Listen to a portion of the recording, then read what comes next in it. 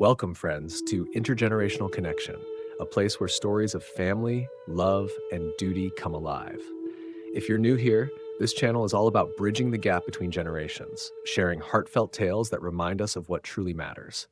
For our friends over 60, these stories are crafted to resonate with your love for storytelling, reflecting on life's joys and challenges. Today, we're diving into a special episode called Family Duty, stories of love, loss, and responsibility. So grab a cup of coffee, settle in, and let's explore what personal responsibility in family means through four powerful stories.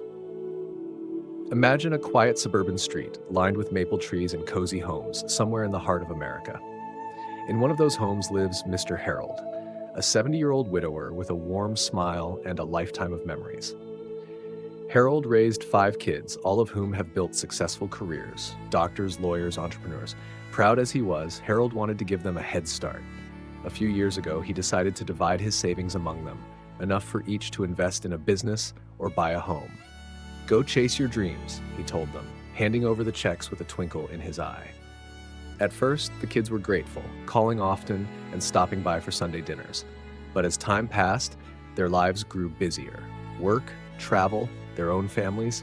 Harold's phone rang less and less. When he fell ill one winter, he hoped his kids would rally around him.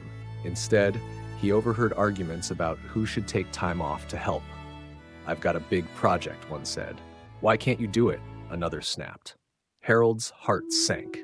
He'd given them everything, but now personal responsibility in family seemed like a distant idea. Determined to bring his family back together, Harold asked his old friend Tom to organize a big family barbecue. The kids showed up, curious about their dad's sudden energy. Over grilled burgers and lemonade, Harold dropped a bombshell.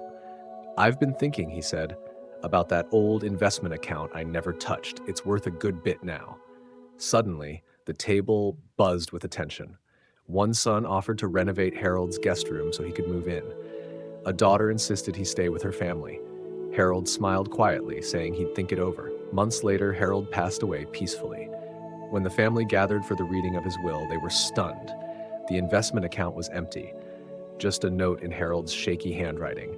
"Only the unwise give everything while they still live. Love your family, but stand on your own 2 feet." The kids sat in silence, realizing their father had taught them one final lesson. In America, family is everything, but parents like Harold remind us that personal responsibility in family means balancing support with independence. Holding on to some savings isn't just about security, it's about encouraging your kids to grow without leaning on inheritance. Now let's travel to a small town where Mr. Thomas, a retired veteran, lives in a modest brick house. Thomas spent his life saving every penny for his only daughter, Emily, who moved to a big city for her high-flying tech career. Emily loved her dad, but her visits dwindled to quick phone calls between meetings. When Thomas's health began to fade, Emily hired a caregiver, Sarah, to look after him. "It's the best I can do," Emily told herself, wiring money each month. Sarah, though, became more than a caregiver. She listened to Thomas's war stories, played cards with him, and made sure he took his meds. They'd sit on the porch, laughing over old radio shows.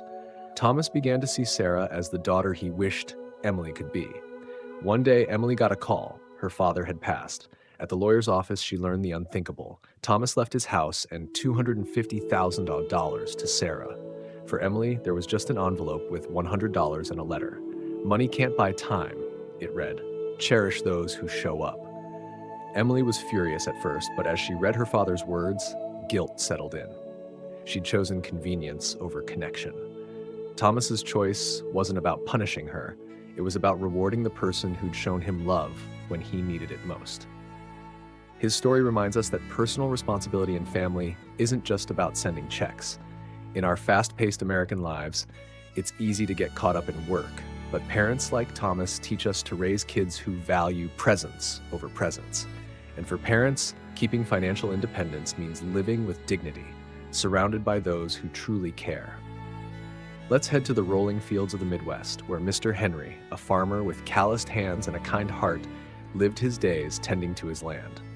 Henry was a simple man, devoted to his church and his 3 kids. When he passed suddenly, his will was clear: a modest funeral at the local church, no gifts or donations, and cremation to honor his wishes. "I've lived simply," he wrote, "and I want to go out the same way." But Henry's eldest son, Mark, had other plans. A successful businessman, Mark wanted a grand funeral to show the community how much the family had achieved. "Dad deserves a proper send-off," he argued, planning a lavish service with a traditional burial. His siblings hesitated but went along, thinking it would honor the family's status. They ignored Henry's will, believing their way was better. The funeral was beautiful, packed with flowers and speeches. But as the years passed, Mark's sister, Clara, couldn't shake a nagging guilt. "We didn't listen to Dad," she said one day, tears in her eyes. "He wanted us to respect his choices." Henry's story is a quiet but powerful reminder that in America, where individual freedom is sacred, personal responsibility in family includes honoring a parent's will. It's not about what looks good to the neighbors. It's about respecting the person who raised you, even when their wishes don't match your own. Now, let's take a journey to California, where a young man named Jake faced a turning point. At 18, Jake landed in prison after a bar fight left someone injured. His single mom, Maria, never gave up on him. Every winter, she knitted him a sweater and mailed it to the prison with a note, "Be better, my boy." Those sweaters kept Jake warm, not just in body, but in spirit. They reminded him he was loved. When Jake was released, he learned Maria had died in a factory accident. Heartbroken, he moved to a small town, opened a diner, and started a family. Life was good, but he carried the weight of never thanking his mom. One day, an older woman began delivering produce to his diner. She was kind, always asking about his kids. One evening, she handed him a sweater, hand-knitted, just like his mom's. Jake's heart stopped. "Mom," he whispered. Maria hadn't died. She'd survived the accident but was badly injured. Not wanting to burden Jake as he rebuilt his life, she'd stayed away, quietly watching him grow. They reunited, tears flowing as they hugged. But their time was short. Maria passed from cancer soon after, leaving Jake a box of sweaters she'd knitted for his family. Each one was a testament to her unconditional love. Jake's story hits deep. In America, where independence is celebrated, family ties can still run strong. Maria's sweaters remind us that personal responsibility in family means showing up for your parents, not just when it's easy, but when it matters most. For kids, it's about saying thank you before it's too late. For parents, it's about loving without expecting anything back, knowing your love will carry on. So what do these stories tell us?